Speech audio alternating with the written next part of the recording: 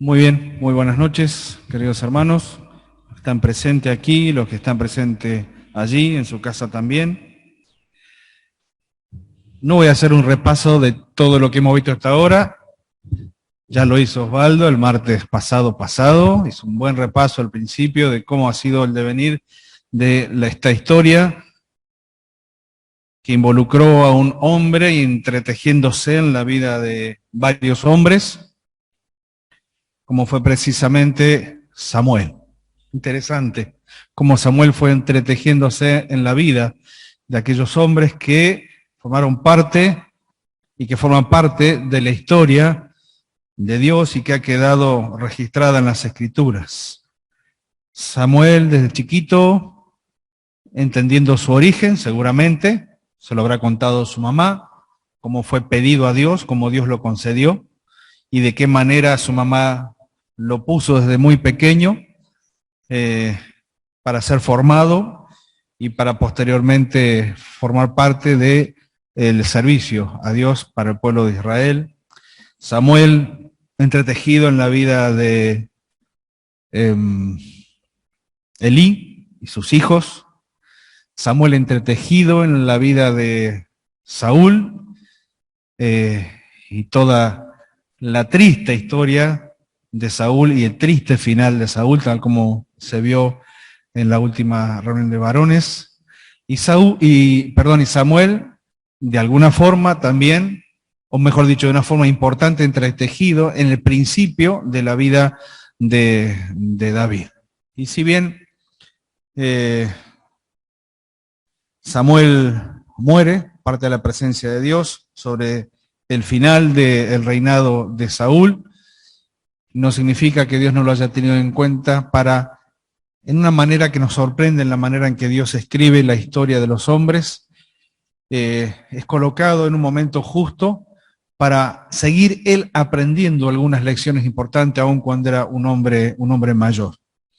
La manera en que se entreteje la historia de Saúl, de David y de Samuel es sorprendente, porque mientras vamos viendo el debacle o la caída del rey escogido por el pueblo, también podemos ver allí el comienzo del rey que sería escogido, en este caso no por el pueblo, sino escogido por Dios.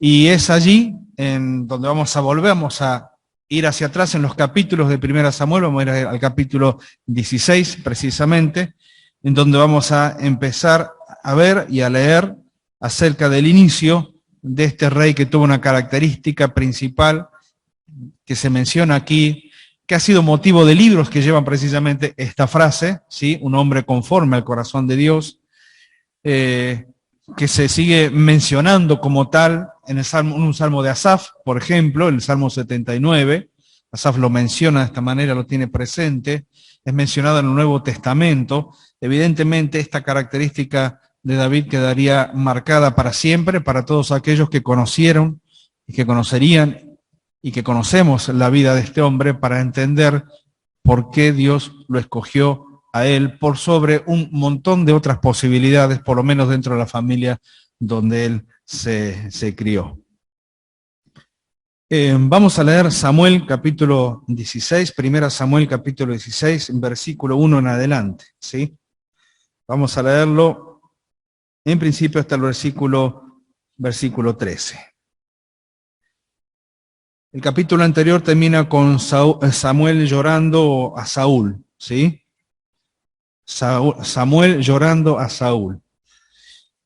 Y Dios, en una expresión que es motivo de asombro para muchos, pero que es nada más y nada menos que una expresión idiomática, el antropomorfismo, para que nosotros podamos comprender lo que significaba el sentir de Dios con respecto a Saúl. Dice que se arrepintió de haber puesto a Saúl por rey sobre Israel, ¿sí?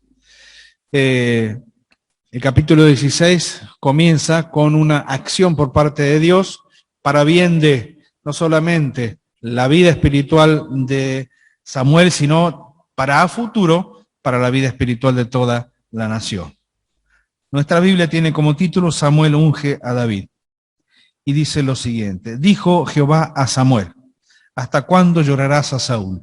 ¿Hasta cuándo llorarás a Saúl, habiéndolo yo desechado para que no reine sobre Israel? Dios asume la responsabilidad en esta decisión.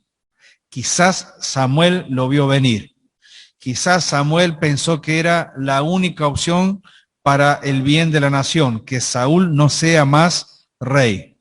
Pero es Dios quien asume la responsabilidad a la hora de decidir que este sería el principio del fin del reinado de Saúl, aun cuando todavía faltaban muchos años por delante.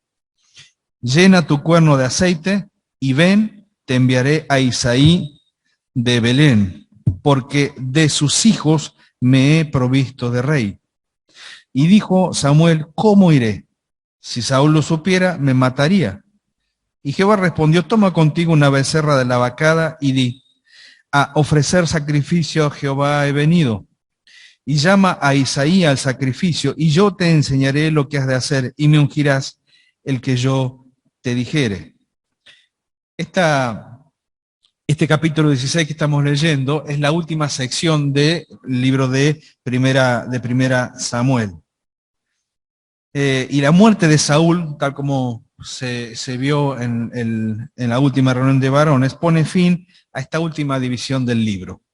Es decir, un libro que termina en una forma triste, pero que tiene una nota de esperanza en el medio, ¿sí? En el medio de toda esta historia. Es triste, es verdad. La muerte de cualquier persona es triste. El fracaso de cualquier persona es triste. La caída de cualquier persona es triste. Pero Dios nunca lo toma por sorpresa estas situaciones que pueden ser tristes para nosotros, pero que en el conocimiento perfecto de Dios pueden tener, aún a pesar de esa caída, de ese final, una nota de esperanza. Y el llamado que Dios le hace a Samuel de levantarse, de ya terminar ese luto anticipado, porque lo estaba llorando anticipadamente, de dejar de llorar por quizás las expectativas que Samuel había puesto sobre Saúl para formarlo, para ayudarlo, para guiarlo y para darle una mano en esto que era tan nuevo para el pueblo como era tener un rey y funcionar él como rey.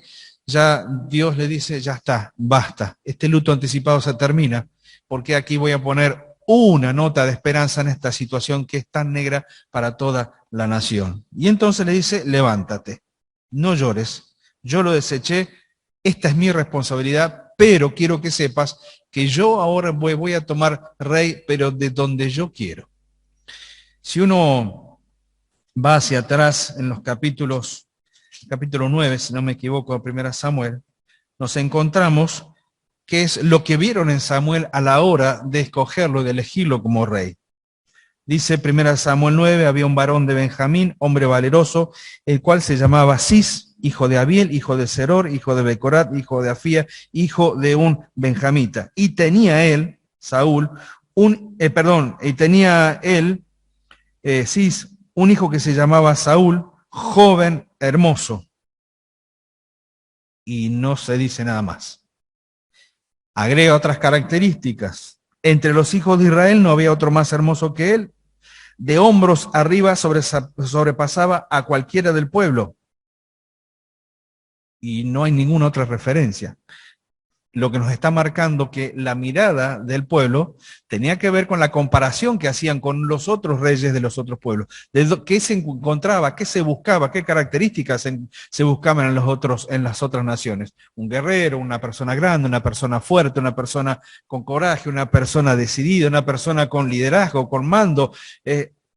Pero no importaba si era inmoral, no importaba si era amoral, no importaba si tenía inclinaciones, desviaciones o apetitos malos, no importaba. Lo importante era que fuera un rey que representara y de allí en adelante, bueno, que vaya guiando al pueblo.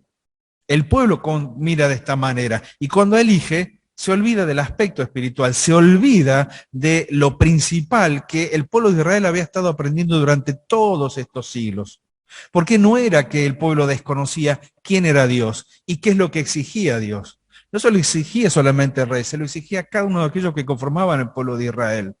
Lo supieron desde un principio, desde que fueron sacados de Egipto, desde que fueron guiados por el desierto, desde que fueron llevados a cruzar el mar, que fueron llevados a cruzar el río. Lo supieron siempre, qué era lo que Dios pedía de aquellos hombres que conformaban una nación. Y también aprendieron de mala manera. ¿De qué manera? De sus propios errores, de sus caídas, de sus equivocaciones.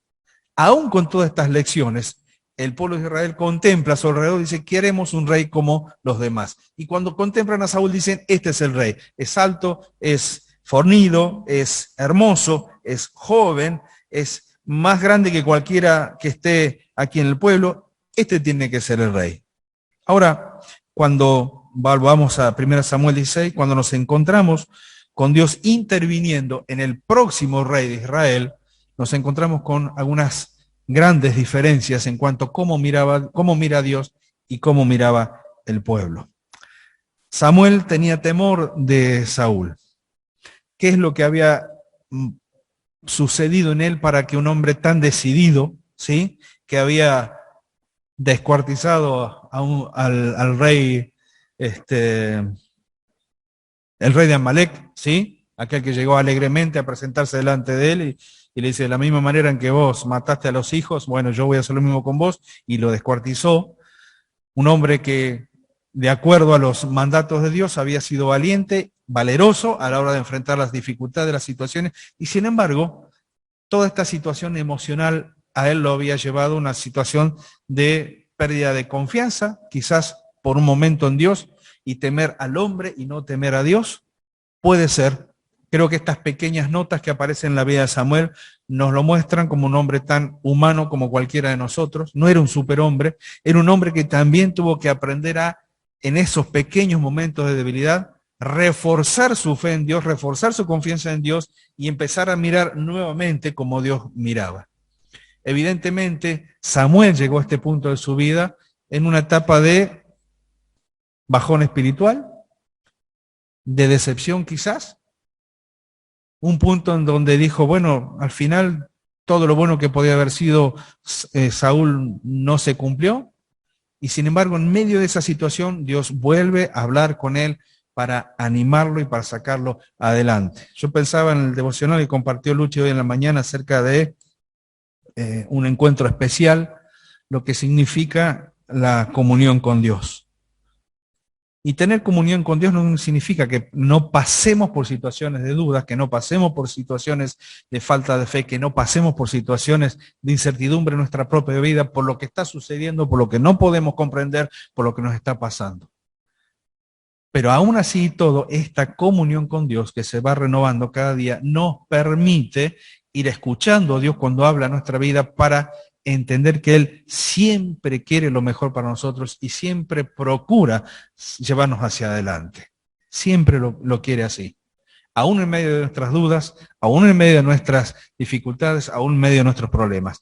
Para Samuel este era un problema de carácter de fe. Era un problema de carácter de fe.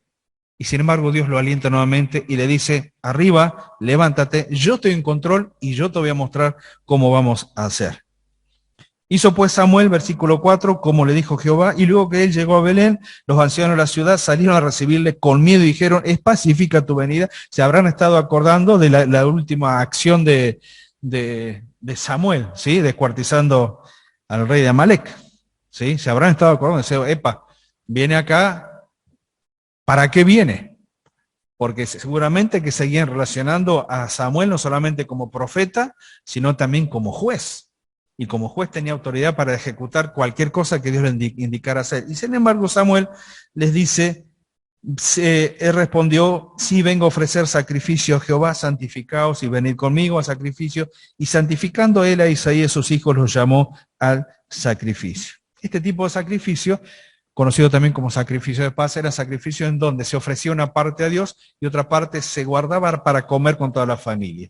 Y evidentemente esta muestra de buena voluntad de parte de Samuel para con la familia los puso ya no a la defensiva, sino que los puso a la expectativa. ¿Qué era lo que Dios quería hacer con ellos? ¿Por qué estaba Samuel allí con ellos?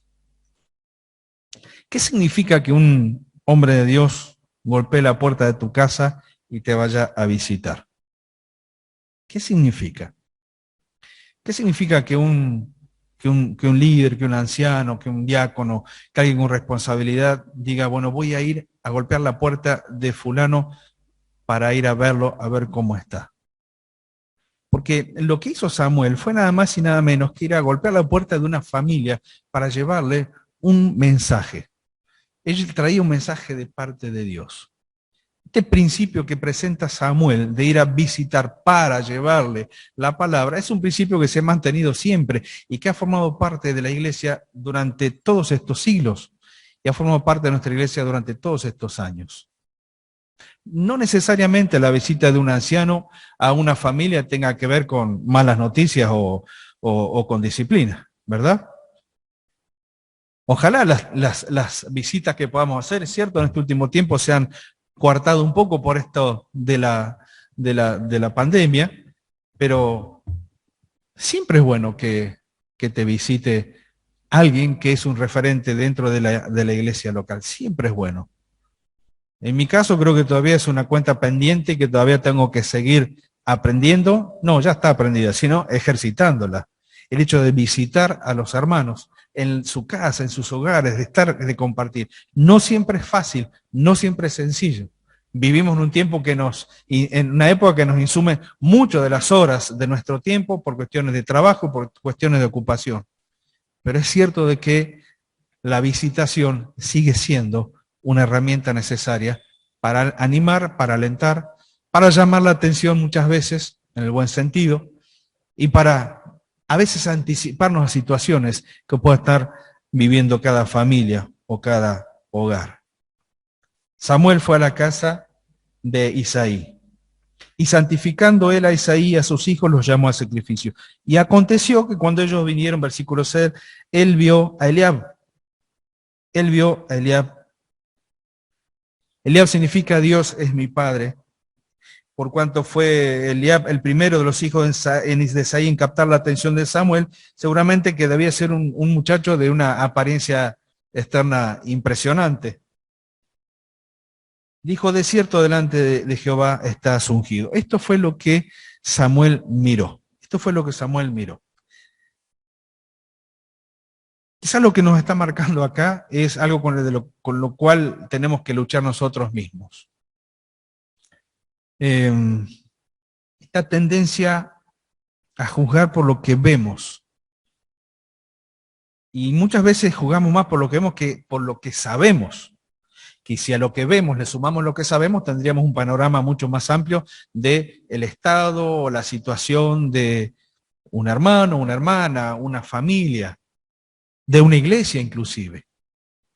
A ver, creo que si es algo con lo cual pecamos muchas veces es la presunción de saber lo que le pasa a los demás sin siquiera saberlo, y mucho menos sin siquiera preguntarlo. El punto de Samuel es que él contempla y juzga, y lo hace no de una manera equivocada, lo hace conforme a su parámetro. Quizás lo hizo de una manera precipitada, pero Samuel mira a este muchacho y dice, este es el hombre, esta es la persona. Quizás influenciado por lo que había visto antes en la manera en que Saúl había sido escogido.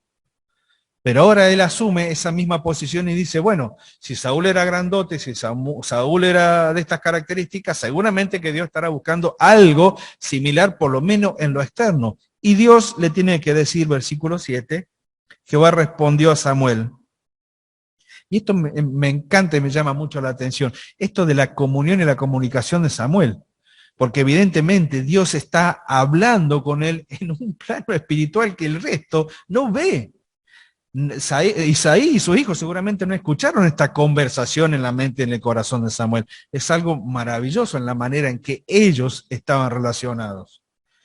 Pero apenas vino el pensamiento a la mente de Samuel, Dios le responde en ese momento y le dice, no mire su parecer ni a lo grande de su estatura, porque yo lo desecho. Porque Jehová no mira lo que mira el hombre, pues el hombre mira lo que está delante de sus ojos, pero Jehová mira el corazón. Este sin duda debe haber sido un concepto difícil para Samuel en principio, porque él se había acostumbrado a un rey cuyos únicos atributos eran los físicos. Él se había acostumbrado, había acompañado a Saúl durante todo este tiempo, y de repente tiene que encontrarse con un concepto distinto, con un concepto diferente. Si tenía que tomar referencia, como decía antes, de las naciones que rodeaban a Israel, evidentemente eran los conceptos con los cuales se manejaba en el mundo de ese tiempo, en la forma de pensar, de mover. Estos eran los conceptos para elegir un rey. Y aquí se introduce otro concepto, un concepto nuevo, un concepto diferente y un concepto que renovaría, por así decir, el concepto del liderazgo para Israel de allí en adelante. Saúl formó parte de aquel viejo concepto, porque así lo eligió el pueblo. Un pueblo que no conocía otra cosa, pero que sí conocía a Dios a través de sus profetas y a través de sus jueces. Y habiendo desechado, no como Dios le dice, no te desecharon a vos, me desecharon a mí, eligieron conforme a como el resto del mundo eligió. Un concepto nuevo en cuanto a gobernante, un concepto nuevo en cuanto a principios y un concepto nuevo en cuanto a la base del gobierno para el pueblo de allí en adelante. Jehová mira el corazón. El hombre mira lo que está delante de sus ojos, pero Jehová mira el corazón. El concepto hebreo de corazón es un concepto interesante porque incluye no el músculo que bombea sangre en nuestro pecho, ¿sí? Sino que incluye la voluntad, las emociones, el intelecto y los deseos.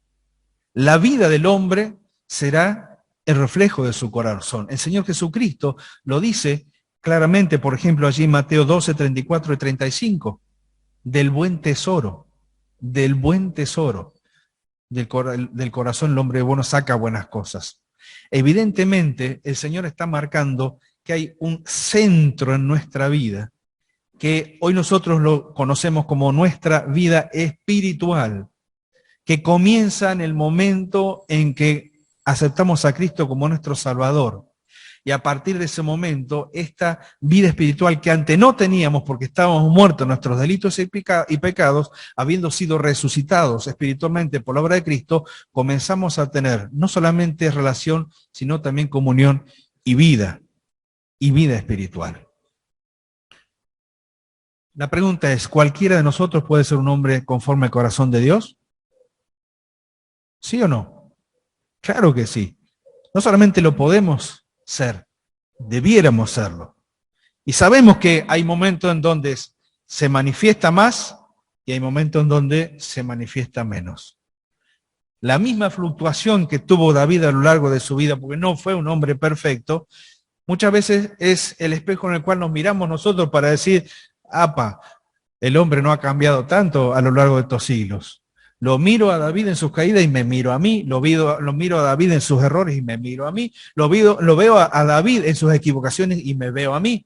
Y en algunos casos hasta calcándole los pecados. Y sin embargo, David nunca dejó de ser un hombre conforme al corazón de Dios. ¿Por qué? Porque Dios miró mucho más allá de lo que nosotros podíamos ver. Hay una canción de Marcos Vidal que dice, ¿quién soy yo para que tú me hayas amado? ¿Quién soy yo? Y él va haciendo un desarrollo acerca de aquellas cosas en las cuales se ve a sí mismo y llega a la conclusión, ¿por qué Dios me elige? ¿Por qué Dios me escoge? ¿Por qué Dios me ama? Y no es porque haya visto algo bueno en nosotros, sino que sin duda que Dios ve lo que nosotros podríamos ser, lo que nosotros podríamos ser, si Dios reinase precisamente en nuestro corazón. A ver, si nos miramos entre nosotros y conociéndonos muchas veces, mucho entre nosotros, hasta podríamos atrevernos a decir, no, este no va a llegar a nada. Miran tantas cosas que falló, miran tantas cosas que cayó, ya no sirve más. No tiene remedio, no tiene arreglo, está roto, como se dice muchas veces. Y Dios mira mucho más allá. Claro que existe un punto fundamental, que es esa capacidad que Dios nos ha dado de decidir por el bien y por el mal, por creer o no creer, por obedecer, cuál ha sido la elección a lo largo de todos estos martes, por obedecer a Dios o por desobedecerle a Él. Y muchas veces uno no llega a hacer lo que Dios nos ha llamado a hacer simplemente por ser desobedientes. Esa pequeña pero a la vez inmensa bisagra en la vida de cualquiera de nosotros, en donde se define cómo va a ser nuestro fin. ¿Cómo va a ser nuestro fin? Osvaldo lo repitió muchas veces, yo lo tomé también como la banderita a levantar a lo largo de todas estas lecciones. El último capítulo define cómo hemos vivido toda nuestra vida. Y saben una cosa, en lo particular, esto nos tiene que llenar de un temor reverente también, de temor. Porque cada uno de nosotros sabe cómo estamos en nuestra vida en forma particular hoy. Hoy yo sé cómo está mi vida y yo sé cómo Dios, que Dios también lo sabe. Y quizás ese sea el punto de inflexión para que ese fin, que yo quiero que sea el mejor, sea así, porque quizás hoy yo tenga que tomar una decisión de obediencia hacia Dios. Lo planteo en primera persona, pero creo que cada uno de nosotros sabemos dónde estamos parados en este sentido. El hombre mira lo que está delante de sus ojos, pero Dios mira el corazón. Jehová mira el corazón. Entonces, versículo 8, llamó Isaí a Abinadab y lo hizo pasar delante de Samuel, el cual dijo, tampoco a este escogido Jehová. Hizo luego pasar Isaí a Sama, y él dijo, tampoco este ha elegido Jehová. E hizo pasar a Isaí 7 hijos suyos delante de Samuel. Pero Samuel dijo a Isaí, Jehová no ha elegido estos. Entonces dijo Samuel a Isaí, ¿son estos todos tus hijos? Y él respondió, queda aún el menor, que apacienta las ovejas. Y dijo Samuel a Isaí, envía por él, porque no nos sentaremos a la mesa hasta que él venga aquí. Qué interesante. Samuel llamó a toda la familia. Isaí dejó a David afuera. Isaí dejó a David afuera.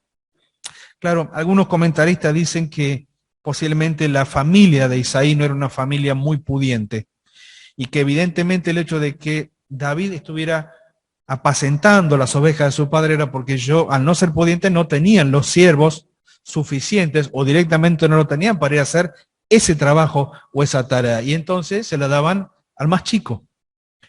Pero lo que no sabía Isaí, lo que nunca supo Isaí, y quizás lo entendió después cuando acompañó a su hijo en el destierro, ¿sí? Y sus hermanos lo entendieron muchos años después, era que ese tiempo en que David no era tenido en cuenta, era solamente el pequeño que iba a cuidar alguna parte del bienestar de la familia, como era precisamente esa majada de ovejas.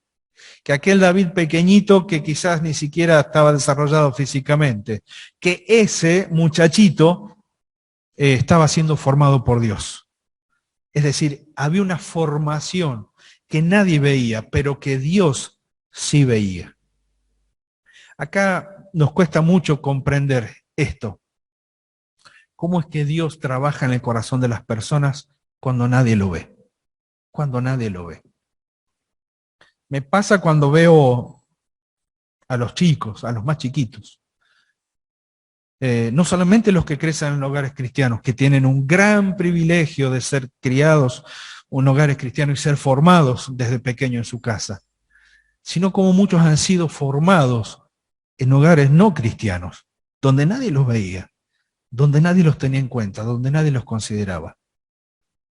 La historia de la iglesia y de la cristiandad está llena de ejemplos en este sentido.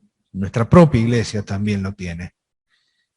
Pero es interesante ver de qué manera, en el tiempo en que para muchos era nada más que David trabajando en el campo cuidando ovejas, era el tiempo en que Dios utilizaba para formar su corazón, para formar su carácter, para formar su valentía, para formarlo a él como un futuro rey. ¿Son todos estos tus hijos? Me queda uno más, está cuidando las ovejas. Y esta expresión que apacienta las ovejas, tiene algunas cosas dignas para tener en cuenta. Pequeños tips. El primero de ellos es que David era fiel en lo pequeño. el padre le dijo, ve y cuida, y David fue y cuidó. Después David da testimonio de este cuidado diciendo, yo era el que me ponía al frente de del rebaño cuando venía el oso, cuando venía el lobo, cuando venía el león, y era yo el que estaba allí en ese lugar. No estaba ni, no estaba ni Eliab, no estaba Sama, no estaba Abinadab, no estaban ellos, estaba yo, dice. Y no desprecia, pero dice, yo era el que le ponía el cuerpo a la dificultad. David aprendió a ser fiel en lo pequeño delante de su padre. Y honrando a su padre también honraba a Dios. Es decir, que ese pequeño acto, pequeño, no sé cuánto nosotros animaría a cuidar un rebaño de ovejas, yo no, pero ese pequeño acto de obediencia los iba formando él hacia el futuro. En segundo lugar, no tuvo en menos realizar el trabajo de un criado. Un trabajo que quizás para lo grandote de su hermano era hasta despreciable. Ir a cuidar las ovejas, volver con olor a oveja, tener que hacer todo el trabajo de pastor, los hermanos no lo hacían. Era el trabajo de un siervo, era un trabajo de un sirviente, era un trabajo de un criado. Y sin embargo, David aceptó esa tarea porque venía la orden de parte de su padre. Nosotros a veces nos tenemos hasta el atrevimiento de elegir en qué vamos a trabajar y en qué vamos a servir. ¿Sí? Está bien, son posibilidades y hay múltiples dones, ¿sí? Hay múltiples ministerios para desarrollar, pero la verdad que cuando uno entiende que se está formando en el pueblo de Dios, no tendría que haber tarea en la cual no podamos involucrarnos para seguir creciendo. Aún aquellas que nos parezcan más o que las tendría que hacer otra, ¿sí? Limpiar un baño, limpiar los mocos a un chico. Aquellas tareas que hasta nos parecen insignificantes, son tareas que nos sirven para formarnos. En tercer lugar, apacentar a las ovejas fue el tiempo para pensar. Ese tiempo con las ovejas le dio origen a algunos salmos, de los cuales hemos leído y aprendido a lo largo de este tiempo. El Salmo número 8, que le permite contemplar la creación de Dios, el Salmo 19, ni qué hablar del Salmo 23. El Salmo 29, es decir, este tiempo con las ovejas le permitió a él pensar. Sí, acá. Pensar, gracias. Y creo que a veces hay ciertas tareas que nos dan este tiempo de descanso para pensar. También fue un tiempo para comparar. Fue un tiempo para aprender. Apacentar a las ovejas fue el tiempo para confiar en Dios en el medio del peligro, porque estaba él, y estaba el oso, el lobo, el león, pero estaba él, y él sabía que sus fuerzas podían servir, no era un muchacho muy grande, y sin embargo confiaba en Dios para proteger. No fue un tiempo de espera, fue un tiempo de aprendizaje. ¿Saben por qué le digo no fue un tiempo de espera? Porque David no sabía que iba a ser rey, y sin embargo su vida se fue preparando. Pero Dios sí lo sabía. Evidentemente, todo ese tiempo lo formó él un corazón de pastor. Formó en él un corazón de pastor, a tal punto que cuando vamos al Salmo 78, vamos hacia allá, algún día vamos a llegar, en Salmo 78 nos encontramos con Asaf.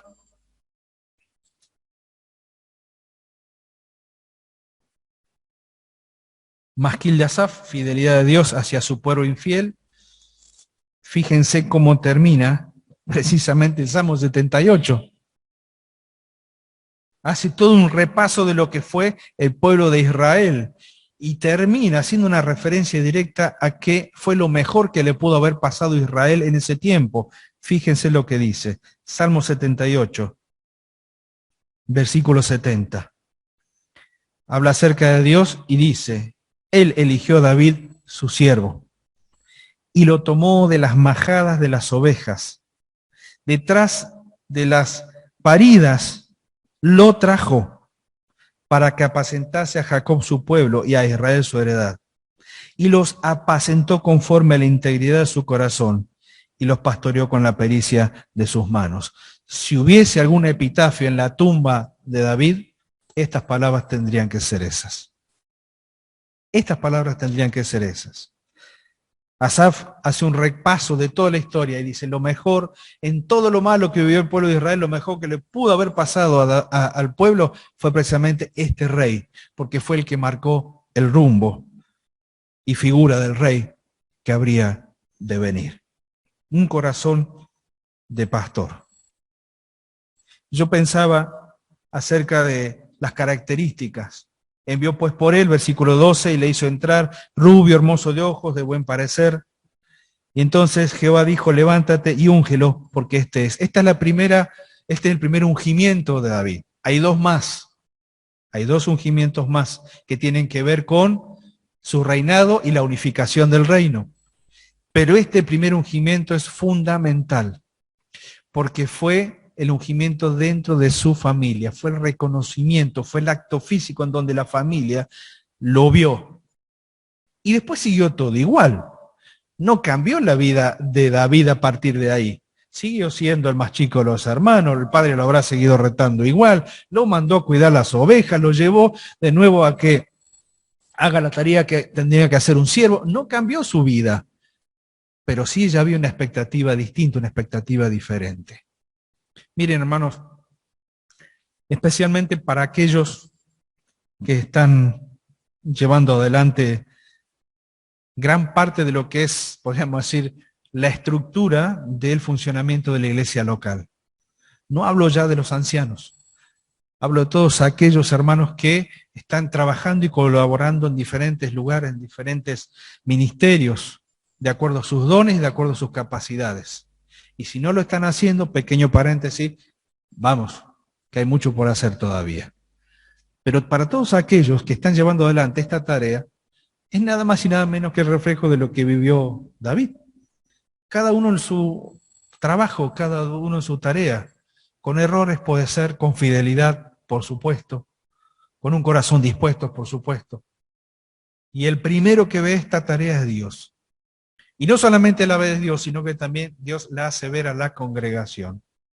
Y después, de acuerdo a cómo van transcurriendo los años de cada iglesia local, el Señor va levantando a aquellos que van siendo reconocidos por su trabajo, por su tarea, por su testimonio y por su fidelidad. No cambia el método. Dios es el que ve primero, pero Dios es el que confirma también en el medio de su casa. Ya para ir terminando, nos encontramos con Samuel tomando el cuerno del aceite, lo unge en medio de sus hermanos, y desde aquel día en adelante el Espíritu de Jehová vino sobre David, se levantó luego Samuel y se volvió a Ramá. Pero si hay algo que me impacta es el versículo que sigue. Porque fíjense lo que dice el versículo 14. Mientras había gozo, reconocimiento, ungimiento, manifestación espiritual en la casa de Isaí, Samuel vuelve a Ramá, me imagino yo, feliz, restaurado emocional y espiritualmente, pleno, sabiendo que no estaba todo perdido para el pueblo. Fíjense cómo comienza el versículo, en la segunda parte de este capítulo. Y dice, y el espíritu de Jehová se apartó de Saúl y le atormentaba un espíritu malo de parte de Jehová. No voy a explicar mucho esto porque ya Osvaldo lo explicó en la lección anterior. ¿Recuerdan? Y si no, está el video. Pero me impacta esto. ¿De qué manera el Espíritu trabaja en la vida de cada persona? Hoy no es distinto. Él trabaja en nuestras vidas. A alguno lo alienta, a otro le levanta, a otro lo exhorta, y a veces con otros mantiene silencio, porque se entristece por causa de nuestro pecado. En el mismo instante, quizás en el mismo momento, tiempo en que David estaba siendo reconocido, ungido e investido espiritualmente por el poder del Espíritu Santo viniendo sobre él, en ese mismo tiempo, ese mismo espíritu, omnisciente, omnipresente, estaba abandonando a Saúl. Y esa bisagra fue la necesaria para que el pueblo comenzase a conocer a otro hombre, a otro hombre. Saúl estaba muy mal, no tengo duda que estaba muy mal. La conciencia, la locura que tenía él, la conciencia de saber todas las oportunidades perdidas, su reino que iba a ser desechado, la posibilidad de la continuidad de su familia olvidada, todo esto lo sume a él en un estado de desesperación y de locura. Y como decía Osvaldo, alguien le sugirió una musicoterapia y faltaba sin duda alguien que hiciera esto. Y hay alguien que dice por allí lo siguiente, versículo 18. Entonces uno de los criados respondió diciendo, he aquí, yo he visto. Este criado vio. ¿Qué es lo que vio? Lo vio a David. Lo reconoció. Lo señaló. Y dice, yo he visto a un hijo de Isaí de Belén, que sabe tocar, que es valiente, vigoroso y hombre de guerra. Evidentemente ha pasado tiempo acá. David ha crecido. Prudente en sus palabras y hermoso. Todos estos atributos bastarían para decir, bueno, este hombre nos sirve. Pero lo último que dice marca la diferencia. Dice, y Jehová está con él. ¿Qué es lo que vio este hombre? ¿Qué es lo que vio este criado para dar testimonio acerca de David? Bueno, vio todo esto. Vio todo esto. ¿Cómo llegó a esta conclusión? ¿Cómo llegó él a este punto? Sepa, este muchacho es distinto a los demás. Mirá esto, mirá esto otro, mirá esto otro, mirá esto otro. Pero lo más importante, tiene una relación con Dios. Se ve, se nota. Dios está con él. Y dice, Saúl envió mensajeros ahí diciendo, envíame a David, tu hijo, el que está con las ovejas, y el resto es historia conocida. Creo que esto nos marca sin duda la manera en que Dios introduciría para el pueblo de Israel el concepto que él tenía de un rey. Un concepto distinto a los pueblos paganos. Está bien, eligieron un rey. Probaron un rey conforme a sus conceptos, probaron un rey conforme a su gusto. Bueno, está bien, van a seguir teniendo rey, pero van a conocer lo que significa a un rey que prefigurará al rey que tiene que venir. Que prefigurará a aquel hijo de David que tiene que venir. Este rey, aun con sus errores, nunca dejó de ser un hombre conforme al corazón de Dios. Porque fue alguien que en medio de sus errores midió rápidamente las consecuencias de sus hechos y dijo, no quisiera perder mi comunión con Dios, no quites tu espíritu de mí. Midió las consecuencias de sus hechos y se arrepintió. Y aunque pagó con consecuencias sus hechos, nunca dejó de ser el hombre que Dios había escogido, un hombre conforme al corazón de Dios. Podríamos ir rápidamente a 1 Corintios 1, una referencia directa. ¿Qué es lo que Dios ve y qué es lo que ven los demás? ¿Qué es lo que Dios mira? Y dice el versículo 26 del capítulo 1 de 1 Corintios, dice, pues mirad, hermanos, vuestra vocación, que no sois muchos sabios según la carne, ni muchos poderosos, ni muchos nobles, sino que lo necio del mundo escogió Dios para avergonzar a los sabios, y lo débil del mundo escogió Dios para avergonzar a lo fuerte, y lo vil del mundo y lo menospreciado escogió Dios, y lo que no es para hacer lo que es, a fin de que nadie se jacte en su presencia. Verso 31, para que como está escrito, el que se gloría, gloríese en el Señor. Una referencia necesaria para entender que el principio sigue siendo el mismo. Puede ser que a la consideración de los demás seamos los más pequeños. Y miren, en estos tiempos que corren hoy, ser cristianos en esta sociedad posiblemente se transforme en lo más pequeño en consideración del mundo que nos rodea. Identificarnos como hijos de Dios para muchos no va a significar nada, hasta va a ser un insulto para ellos. Identificarnos como hijos de Dios para muchos va a significar un problema, una dificultad. Y sin embargo Dios nos sigue mirando diferente. ¿Para qué? Para que mantengamos esto de querer ser siempre hombres conforme a su corazón. Nada más, que el Señor les bendiga. Oramos y después si alguien tiene algo para agregar, lo hacemos sin ningún problema. Padre, estás en el cielo, te damos gracias porque podemos ver que tus inicios siempre son los mejores. Cuando en tu soberana voluntad permites que iniciemos conforme a lo que nosotros queremos, lo haces para enseñarnos grandes lecciones, duras a veces, difíciles otras, tristes, pero para mostrarnos de que no hay nada mejor que tú inicies todas las cosas en nuestra vida. Para una nación fue un rey,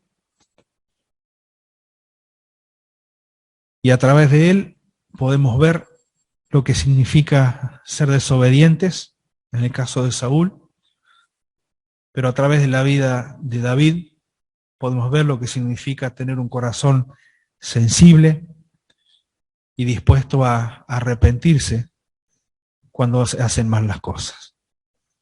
Señor, ayúdanos a seguir creciendo como hombres conformes a tu corazón, que siempre es bueno para con nosotros, pero también como hombres que necesitamos seguir cambiando nuestra vida personal, en nuestra vida espiritual, nuestra vida de familia, nuestra vida de iglesia. Gracias por estas lecciones que no son simplemente historias para contar para que nadie las olvide. Siguen siendo espejos en los cuales mirarnos en cada uno de estos personajes que hemos contemplado y en la cual seguimos tomando las lecciones buenas e importantes para nuestra vida. Señor, nos dejamos en tus manos, te agradecemos en nombre de Cristo Jesús. Amén. No sé si hay alguien que quiera agregar algo más. Métale, Robadito. Gracias, Marce, muy lindo. Pensaba en esta formación, en el secreto, en la soledad, ¿no? A veces pensamos que David iba, cuidaba las ovejas, volvía a su casa. Sin duda que David se quedaba con las ovejas en el campo, porque las ovejas no van y vienen, al menos cuando se las lleva a pastar lejos, ¿no? Y pensaba en los preparativos de David, que llevaría para el tiempo, porque iba a tener mucho tiempo libre. Y yo imagino que llevaba un arpa, llevaba una onda, llevaba por supuesto el cayado, la vara, llevaba algo para escribir, no sé con qué escribiría, pero no me lo imagino llevando un celular en el día de hoy. No me imagino perdiendo tiempo, digamos, esta formación que Dios hizo en él, no fue una formación pasiva. Yo creo que él practicaba tiro con la onda en un tarrito o en una piedra, porque de hecho cuando él tuvo que enfrentarse a un hombre diestro con la jabalina y con la espada, como fue Goliat, que medía casi 3 metros de alto, no tuvo ningún problema de enfrentarlo con una onda. Entiendo esto, creo que sí, creo que miraba, creo que analizaba, creo que pensaba, que escribía, que cantaba, que tocaba, creo que se iba formando y a su vez también iba adquiriendo destreza física, no solamente con la onda, sino con esto de prepararse para las fieras. Y pensaba en nuestra formación en lo secreto, ¿no? Como bien lo dijiste vos, cuántos chicos que quizás piensen que no tienen nada para hacer, o que cuando no están en la escuela o no están en la facultad, o qué sé yo, hay tiempo que se puede utilizar en ocio. Y yo no lo veo a David haciendo eso. Lo veo a David preparándose. Quizás no sabía para qué, como bien dijiste vos, no para ser rey. Creo que jamás se lo hubiera cruzado por la cabeza. Pero para algo Dios lo estaba preparando. Y en un momento Dios lo pone en escena. Cuando aún ni su papá lo tenía en cuenta para el llamado de Samuel, perdón, Dios sí lo tenía en cuenta, y aunque su vida continuó quizás normal, después del ungimiento, fue hasta que Saúl lo llamó para tocar el arpa. Así que en un momento todo cambia, la preparatoria termina, el tiempo que se perdió, no se recupera, y qué bueno es que aprendamos esto, ¿no? De que por ahí memorizar texto de la Biblia, escribir, prepararse, leer, no es un tiempo perdido, es preparación para un ministerio posterior. Muy bien, Osvaldo, gracias. Sigue siendo esta la forma, sigue siendo la forma. Eh, Quizás aquellos que tenemos un poco más de años, sería lindo contar alguna vez cómo fue que nos fuimos preparando. Pero sigue siendo la forma. Quizás de estos tiempos que se están viviendo, de tanta tecnología que puede ser útil e inútil a la vez, o puede ser provechosa y perjudicial a la vez, depende de cómo se elija, se utilice. Quizás está jugando un poco en contra también acerca de esto que es prepararse, porque esto de la lectura del tiki tiki tiki tiki no hay tiempo, pareciera que no hay tiempo. No, sí, sí hay tiempo, sí hay tiempo. Es cuestión de sentarse. Exacto. El tiki tiki del celular quita o pretende quitar esto de detenerse para leer, para analizar, para prepararse. ¿Alguien más que quiera compartir?